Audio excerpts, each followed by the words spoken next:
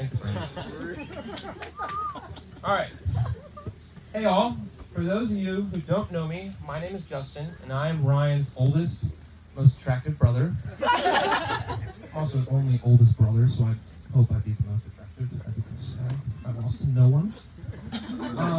First off, I'd just like to say to Ryan, I know our family is competitive, but really? You just had to beat me getting married, didn't you? And quick question. Who came here from the farthest distance? What's the first? Did anyone come from out of the state? Ashburn. DC.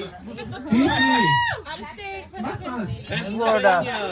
Pennsylvania. Connecticut. You know, that's true. Connecticut. Connecticut. Texas. All right.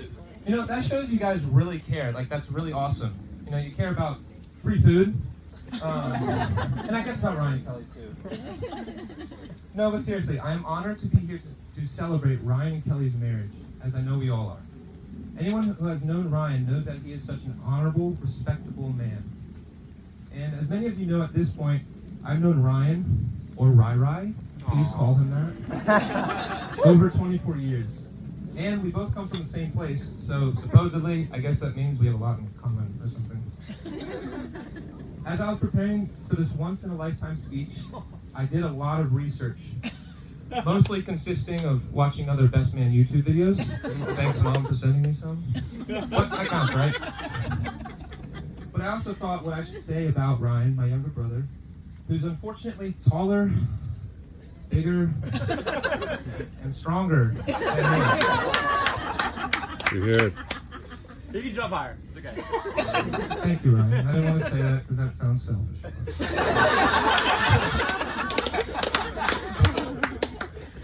And almost as high as Brian.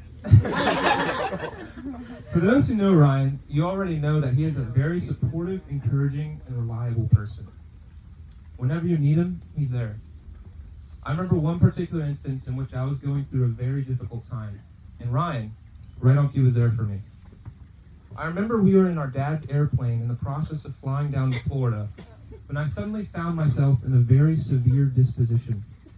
I desperately, and I mean desperately, had to go pee. But there was no bathroom. As any man would do in such a dire situation, I hysterically grabbed a water bottle and proceeded to release my internal fluids into the plastic liberator. But then, the bumps came. Despite my best efforts, I was unable to cleanly dispose of my internal liquids into the bottle. But, thankfully, as always, Ryan was there. As my pee waved to and fro in the air, Ryan, even in his sleeping stupor, selflessly received upon himself a turbulent pee to prevent me from ruining my dad's airplane. Splash after splash after splash ran across his now soaked body. All the while he slept soundlessly. That is a supportive man Ryan has grown to be. Ryan is not only supportive, but he's also entertaining. When I was maybe 6 or 7 years old, I remember Aunt Joy, who I wish was here, Ryan and I would play tag inside the house. And let me tell you, Joy and I loved it when Ryan was it. In fact, we would intentionally only tag him so that he would constantly be it. Why, do you ask? Well, while running at high speeds, Joy and I would purposefully let Ryan get close to us, and we would sharply cut a corner, knowing that Ryan would run headlong into it and crash into the ground because he couldn't judge its depth accurately. Regrettably, though, that only lasted for a short stint because Mom thought it important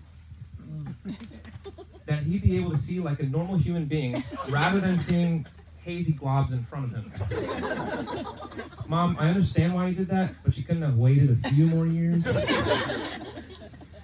Out of all the things I appreciate about Ryan, his adventurous nature might just be what I appreciate most. Even at a young age, Ryan always aspired to live a thrilling life. For example, when I was about 2 to 3 years old, we lived in a modest house in Sterling Park that had 3 stairs leading from the kitchen to the living room. I, being a little athletic kid I was, would jump over the stairs. Meanwhile, little 1-year-old Rai, who had just learned how to walk, would watch me do that. And, like the little adventurous monkey he was, he would attempt to also jump down the stairs. Now, to his credit, he would successfully let gravity do its work, and so he'd jump one stair, but he'd tumble down the rest. However, that's not the weird part. Curiously enough, in Ryan's tiny little brain, that thrill was not enough. So he crawled to the top and attempted again. And again, and again. So I guess it's safe to say that Ryan has always enjoyed trying new adventures, no matter at personal cost. Another example of Ryan's adventurous spirit comes about 2 years back, when Ryan and I, along with a group of his friends, or our friends, decided to go skydiving. Also, highly recommend. Parents, close your ears. It's really fun. As we were putting on the harness gear and helmets, awaiting to see if the weather would hold out so that we would take off, Ryan apparently overheard a conversation between two of the skydiving instructors, who, mind you, would be our instructors. Where one instructor said to the other something like, "Hey, do you know which of these parachutes are the ripped ones?" I'm not making this up, people. To which the other instructor replied, "How should I know?" Ryan, of course, being the adrenaline junkie he is, decided to not tell any of us until after we had already jumped. Luckily for Ryan, only 2 of our friends found out. So that's a joke, they didn't die. Okay.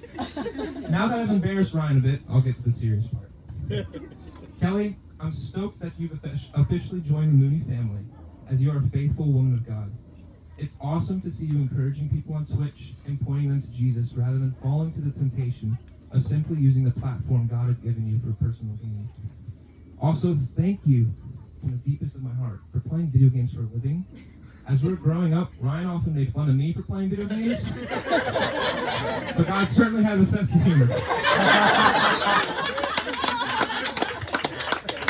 If you don't believe in God, that should convince you.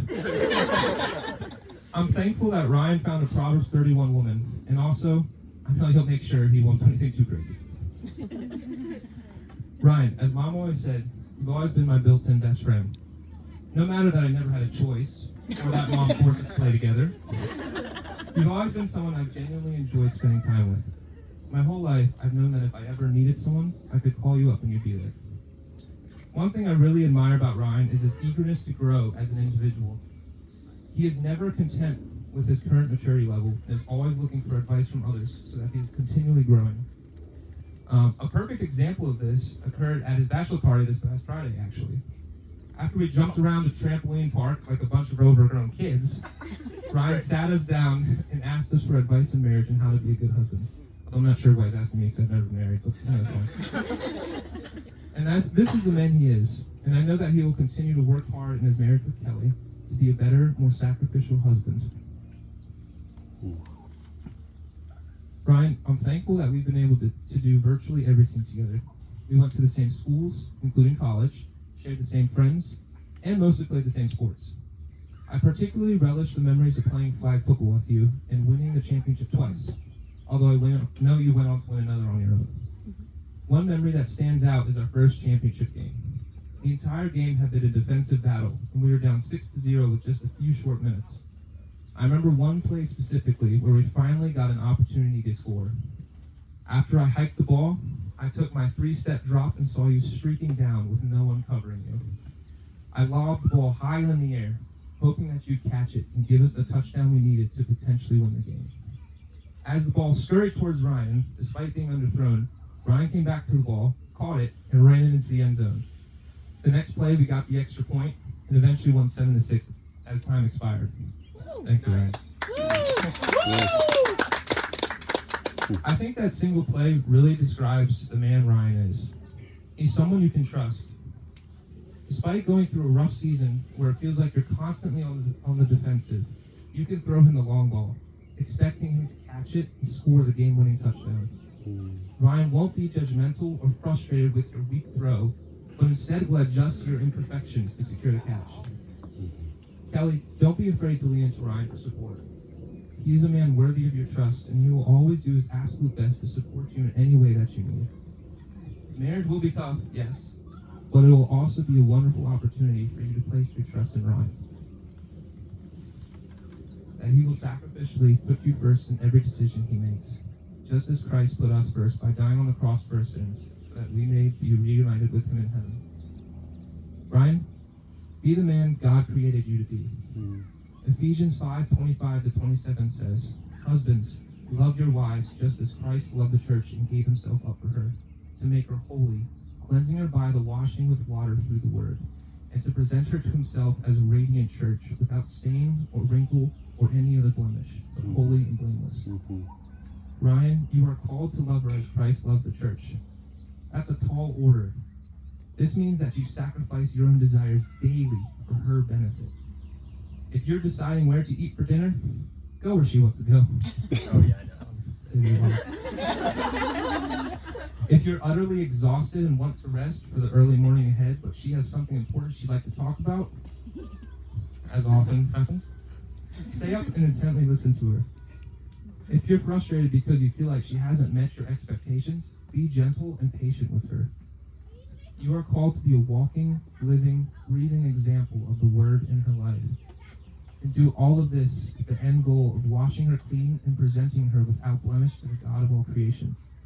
This is your calling as a husband, and I know you will do this well. Sometimes you will fail, yes. But as Proverbs 24:16 says, "The righteous man falls 7 times and rises again, but the wicked stumble in times of calamity." Proverbs 37:23-24 says, "The steps of a man are established by the Lord when he delights in his way. Though he fall, he shall not be cast headlong, for the Lord uphold his hand." A righteous man isn't perfect. A righteous man simply clings to his Creator, refusing to let go. Ryan, that righteous man is you. As you walk through,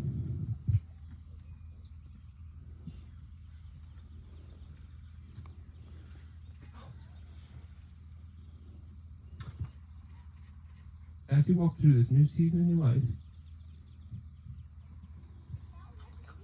It's all right, Justin. Sorry. That's what I needed. Thank you. as you walk through this new season in your life, cling to your Creator. Be the righteous man I know you to be. More importantly, be the righteous man God created you to be. I love you both, and if you are okay with it, I would just love to pray over you guys, pray a blessing, and if anyone from the bridal party would like to come lay hands on them, I think that would be awesome. If you guys would mind that.